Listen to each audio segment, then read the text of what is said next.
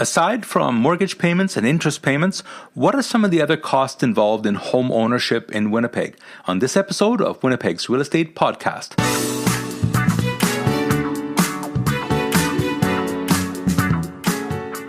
You're listening to Winnipeg's Real Estate Podcast with Bo Kaufman of Remax Performance Realty, answering questions for buyers and sellers of homes and condos in Winnipeg.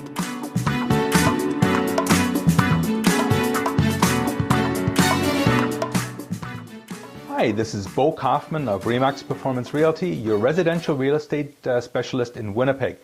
I enjoy working with buyers and sellers of houses and condos, and questions popped up recently, and that's about the actual cost of home ownership. We're also concerned about interest rates. Can I get 2.49, 2.69? By the way, I bought my first house in 1981, and it was 18% at the time, so we're still doing pretty good. But we stop thinking about home ownership costs sometimes at that principal and interest payment. But there are a number of other costs involved. And today I was going to kind of go over what some of them are and just give you some examples of what you should budget for in case you're buying a house in Winnipeg. So let's take a look, and we'll start with taxes. Now, property taxes, of course, it depends on the value of the house, and it depends on the location, the area that it's in. You should think about in the neighborhood of a minimum of $150 a month. That would be a net property tax of about $1,800 a year, and that's probably as cheap as you're going to get. Up to $300. Again, I've seen houses that have a $10,000 a year tax bill, so that would be close to $1,000 a month. But on average, you got a budget $200 to $300 a month. Home insurance is next, and again, it depends on the value of the house. For a low, you could get away with as little as maybe $50 or $60 a month, but on average, $75 to $100 a month on home insurance. Heating, as little as $75 a month. That's if for one of those small custom build, one of the new homes that is perhaps 800 square feet, really well insulated, triple pane windows, R50 in the ceiling, brand new furnace. You might get away with as little as $70 or $75 a month. But after that, you should also budget for something up to $140 a month for a less well insulated house. The next two costs, electricity and water bill, really depends on usage. Are you a couple or are you a single person? Then your electricity bill might be a little bit lower. If you've got a family of six and all the bedrooms are lit up well into the night, of course it's going to go up from there. Running a dryer, the stove, all that kind of stuff adds up. But there are some ideas that somewhere between $45 and $80 a month should be an electricity bill. Water, again, depends on usage. Are you a single person living in a small home on a very small lot where you don't water your lawn very much?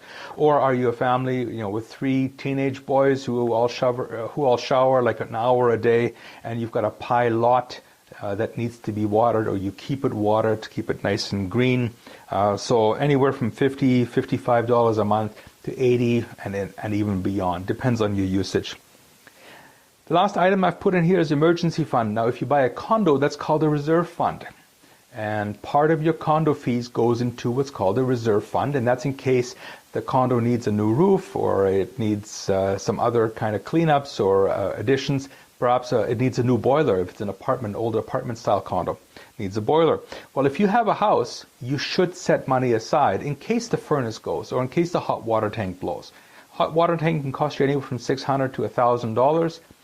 Furnace, depending on the quality, anywhere from $3,000, $4,000, $5,000. You can spend up to $8,000 on a furnace.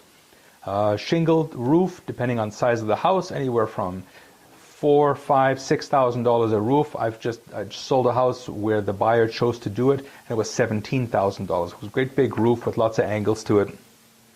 So you should set some money aside, $50 a month I've put in here, maybe even up to $100 a month, just to have an emergency fund in case something goes wrong. So you can see that your estimated monthly expenses will be between $500 and $800 a month. That's in addition to the principal and interest. So budget for that. And in case of an emergency or in case something goes wrong, you'll have some of that money set aside, and you won't have to sit in the dark if the hydro shuts the power off on you. So it's good to know the costs going in, and that's what I've done here. If you have any questions, please give me a call or comment in the comments below. Give me a call at 204-333-2202. Remember, if you're looking to buy or sell a house or a condo in Winnipeg, give me a shout. That's Bo Kaufman with RE/MAX Performance Realty. Till next time, bye-bye. That's all, folks.